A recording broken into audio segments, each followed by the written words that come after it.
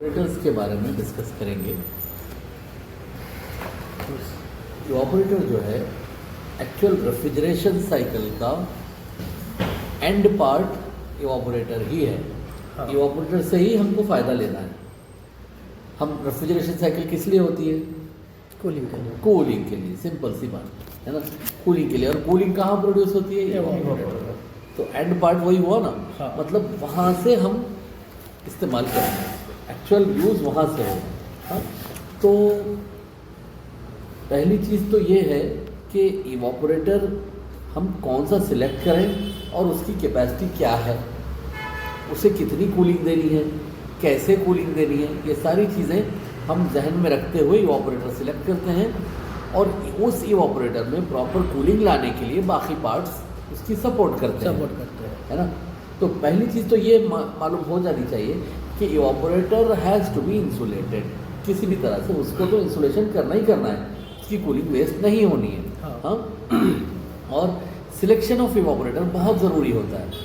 जैसा मान लीजिए एक कमरे में हम एयर कंडीशनिंग करना चाहते हैं, तो एयर कंडीशनिंग का मतलब ये है कि हवा हम चलाना चाहते हैं और वो हवा का टेम्परेचर कम करना चाहते हैं। हाँ। तो हवा बहे और उसका टेम्परेचर भी कम हो। तो इवापोरेटर की कई सारी डिज़ाइंस हैं, 7-8 डिज़ाइंस तो है ही जो कॉमनली हम बोल सकते हैं। ओके। लेकिन अगर यूज़ हमको ना मालूम हो तो हम गलत सिलेक्शन करके प्रॉब्लम में आ सकते हैं। हाँ। तो जैसा मान लीजिए एयर कंडीशनिंग की बात की, तो fin and tube type fins हैं, उसके बीच में ट्यूब्स हैं और पीछे से पंखा चला दो। हाँ। तो वो फिन्स को लगती हुई हवा बाहर निकलेगी और वो ठंडी हो जाएगी। उसके बजाय अगर आप plate and tube type use करने लगे, सीधी सी एक प्लेट है, उसके ऊपर ट्यूब लगा है, उसके साथ अगर पंखा चलाएंगे तो उसकी वो इफिशियंसी नहीं आएगी जो फिन एंड ट्यूब टाइप में आ सकती है। जी। समझे बात? जी सर। तो मुख्तलिफ अंदाज के अलग अलग अक़साम के अलग अलग यूसेज के हिसाब से इवापोरेटर्स होते हैं। जो सबसे सिंपल है वो है बेयर ट्यूब, खाली ट्यूब, सिर्फ ट्यूब ही ट्यूब, उसके ऊपर कुछ नहीं, उसके अंदर कुछ नहीं। अंदर तो गैस जाती है बहरहाल, मगर ट्यूब के साथ और कुछ नहीं लगा हुआ, सादा सीधा ट्यूब। तो वैसा वाला बेयर ट्यूब टाइप भी कहीं कहीं इस्तेमाल होता है। पहले ज़माने में कोल्ड स्टोरेजेस हुआ करते थे, उसके अंदर ऊपर इवापोरेटर की कॉइल लगा देते थे। अच्छा। हाँ, और उसके अंदर हैंड ऑपरेटिव एक्सपांशन वाल्व रहता था। हाथ से खोले, जितनी कूलिंग चाहिए उतनी कॉइल के ऊपर बर्फ़ आ गई और उसके नीचे थैले जमा दिए। तो यहाँ का यहाँ नेचुरल एयर रिसर्कुलेट होके कूलिंग दे देती थी। अब के ज़माने में आइस कैंडी प्लांट जो होता है ना, हाँ। एक बड़ी सी टैंक बनाए, उसके अंदर सिर्फ ट्यूब इधर से उधर घुमा दिए बस, और उसके अंदर भर दिए पानी, मगर वो पानी है नमक वाला। नमक वाले पानी को कहते हैं ब्राइन। तो ब्राइन में ख़ास बात यह है कि वो 0 डिग्री पे नहीं जमती। पानी 0 डिग्री पे जमता है, लेकिन पानी में नमक जितना मिलाते जाएं उसका फ्रीजिंग पॉइंट कम होता जाता है। तो उसमें नमक मिलाते मिलाते मिलाते इतना मिलाते हैं कि वो फ्रीजिंग पॉइंट जो है वो 5 पहुँच जाए, या -30 पहुँच जाए, या -40 पहुँच जाए। अब उसके अंदर क्या करते हैं, वो कॉइल के अंदर कूलिंग आ गई और कॉइल से वो ब्राइन ठंडी हो गई। ब्राइन मतलब सॉल्ट वाटर। सॉल्ट वाटर, इधर सॉल्ट वाटर और sugar water. Sugar water is also called brine. Okay. लेकिन शुगर महंगी होती है, हाँ। इसलिए यूज़ नहीं करते। कई बार ग्लाइकॉल सॉल्यूशन भी बनाते हैं। ग्लाइकॉल भी शुगर की एक चीज़ है, समझ लीजिए। ग्लाइकॉल अल्कोहल की एक किस्म है, वो मीठी होती है। ओके। तो आइसक्रीम वगैरह अगर जमानी हो तो ग्लाइकॉल सॉल्यूशन यूज़ करते हैं। ओके। लेकिन ये जो पुराना स्टाइल है वो तो नमक का ही है। ठीक है, बर्फ़ जमाना है, आइसक्रीम भी नमक से ही जमाते थे पहले, अब ग्लाइकॉल शुरू हुआ है। तो बहरहाल वो उसका फ्रीजिंग पॉइंट कम होने की वजह से वो पूरे का पूरा माइनस में आते हुए भी लिक्विड है। हाँ। -25 आ गया और लिक्विड है। अब क्या किए, उसके अंदर बड़े बड़े सांचे लिए, उसके अंदर फ्रेश वाटर डाले और वो सांचा इसके अंदर डुबा दिया। तो उससे क्या होगा, वो सांचे के अंदर जो पानी है वो है फ्रेश वाटर। हाँ। वो तो 0 पे जम जाएगा। हाँ। 0 पे जम गया वो, और अतराफ का जो पानी है वो ब्राइन है वो नहीं जमा, तो आराम से फिर निकाल सकते हैं इसको। हाँ। और इस सांचे के अंदर बर्फ़ जमी हुई है, कहीं ले जाके पलटा लीजिए, हाँ है ना।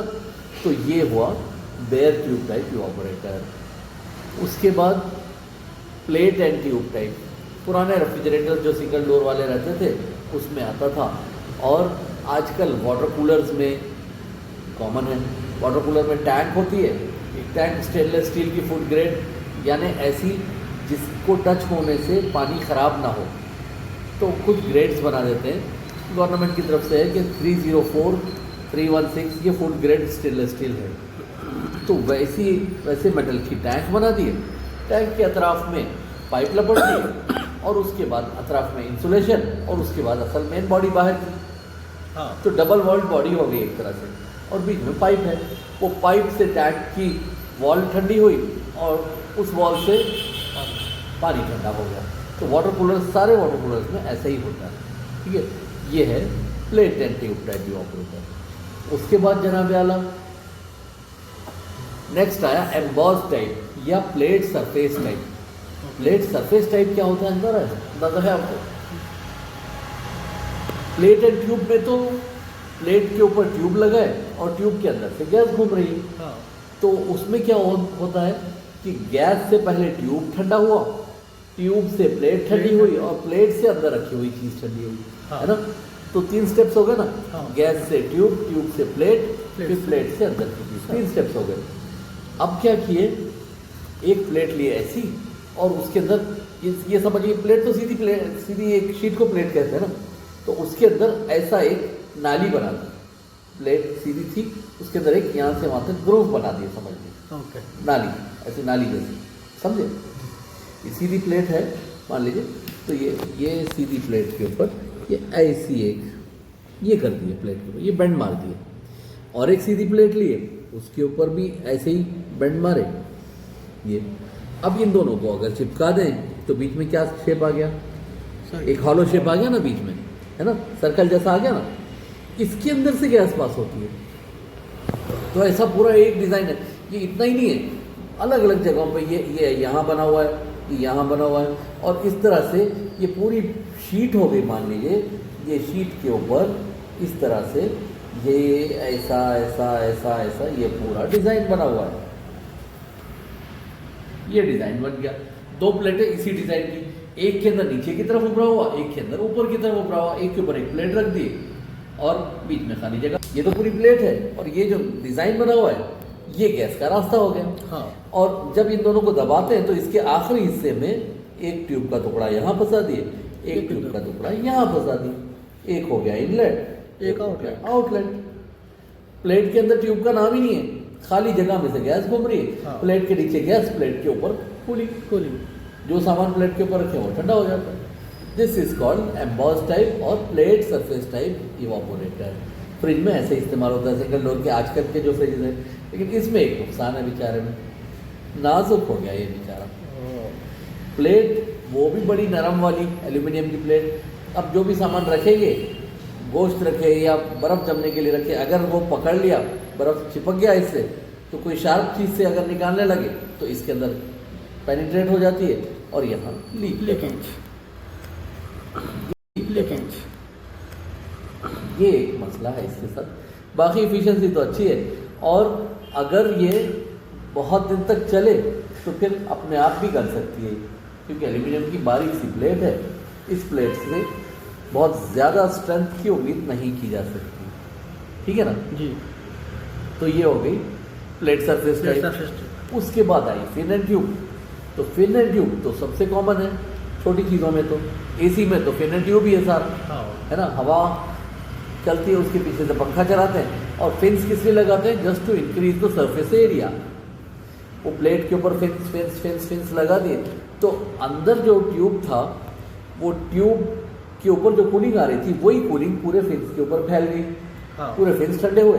पीछे से जब पंखा चलाए तो पंखा उसको हवा को फिन्स के ऊपर से टच करते हुए आगे भेजता है, तो वो पूरी कूलिंग लेके बाहर निकलते हैं, तो हवा ठंडी हो जाती है, ठीक है।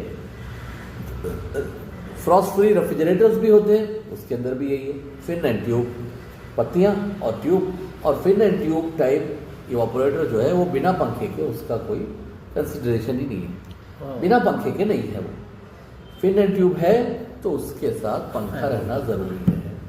एक और चीज़ फिन एंड ट्यूब के साथ बता दूं जी सर। कि फिन एंड ट्यूब जो है उसमें अगर माइनस टेम्परेचर ले जाना चाहते हैं तो फिन्स के बीच में डिस्टेंस बढ़ाना पड़ेगा, ओके।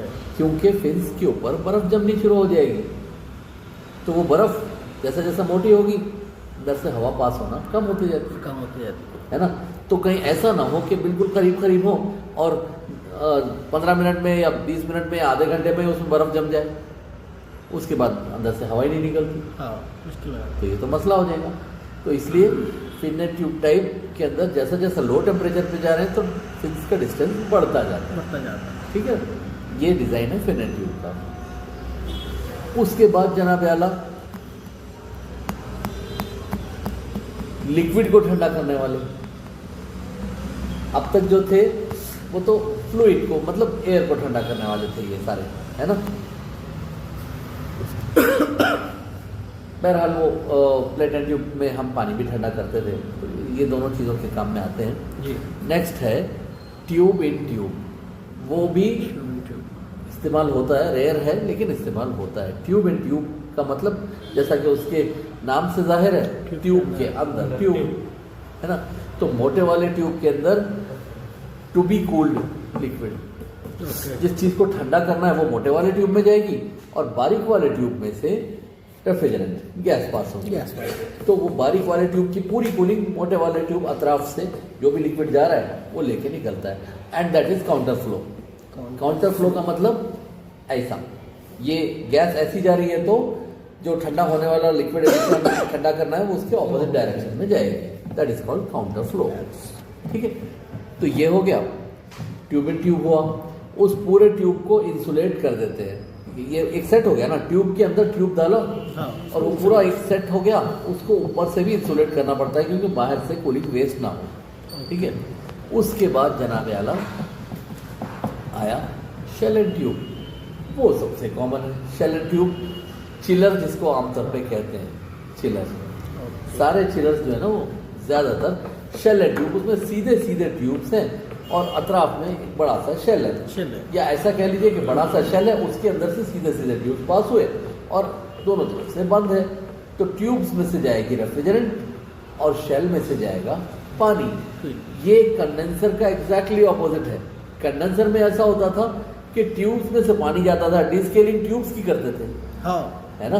तो ट्यूब्स में से पानी जाता था और शेल में से रेफ्रिजरेंट जाती थी। लेकिन shell and tube type evaporator या चिलर जो होगा उसके अंदर शेल में होगा पानी जो ठंडा होने वाला है और ट्यूब्स में होगी रेफ्रिजरेंट। तो ये दोनों तरफ से खुल नहीं सकते। हाँ। चिलर्स जो है ना, जो shell and tube type evaporator है वो दोनों साइड से नहीं खुल सकते। Shell and tube type condenser जो थे वो दोनों साइड से खुल सकते और उनके पाइपों को हम क्लीन कर सकते थे। इसके अंदर खोलने का चांस रख देंगे तो लीक आ जाएगी, हाँ। तो खुलने का चांस ही नहीं। अगर खुल भी सकता है तो खोलते नहीं हैं क्योंकि पैदा होने का चांस रहता है, उनका डिज़ाइन ही नहीं बनाते, दोनों तरफ से सील्ड ही है, हाँ। वेल्ड कर देते हैं, ठीक है। वेल्डिंग। हाँ, क्योंकि पाइप्स के अंदर रेफ्रिजरेंट है, हाँ। तो हम ये ढक्कन खोल के क्या करेंगे, रेफ्रिजरेंट सारी उड़ा देनी पड़ेगी, तो मतलब ही नहीं है कुछ खोलने का, है ना।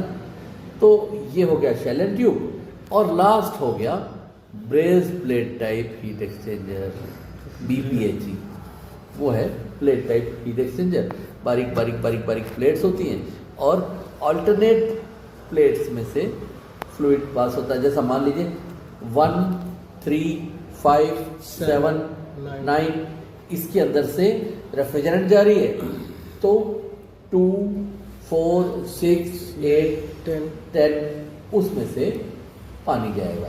तो एक के बाजू एक के बाजू एक प्लेट्स लगी हुई है, ये गैप में से पानी जा रहा है, उसके बाजू की गैप में से रेफ्रिजरेंट, फिर पानी, फिर रेफ्रिजरेंट, फिर पानी, फिर रेफ्रिजरेंट। तो इंटरैक्शन बहुत जल्दी होता है, हीट ट्रांसफर बहुत जल्दी होता है। प्लेट के इस तरफ पानी, प्लेट के उस तरफ रेफ्रिजरेंट। और कॉम्पैक्ट सा डिज़ाइन, 5 टन का इतना, सिर्फ इतना, इतना बड़ा, इतना सा कंडेंसर, वो इतना सा इवापोरेटर जो है वो 5 टन का हो जाएगा। मान लीजिए बॉटल के जितना बड़ा और इसका डबल चौड़ा, बस इतना, इतने में आ गया 5 टन का इवापोरेटर। छोटी सी जगह में आ गया, है ना। तो कॉम्पैक्ट तो है, लेकिन इसके अंदर बड़ी ख़ास बात है, सबसे ज़्यादा फ्रेजाइल ये है, फ्रेजाइल यानी नाजुक, नज़ाकत इसमें है, क्योंकि इसमें मान लीजिए 5 टन का है, तो इतनी सी जगह में 5 टन की कूलिंग आ रही है, तो वो कूलिंग ले जाने वाला कौन है? पानी। तो फ्लो इज़ मस्ट।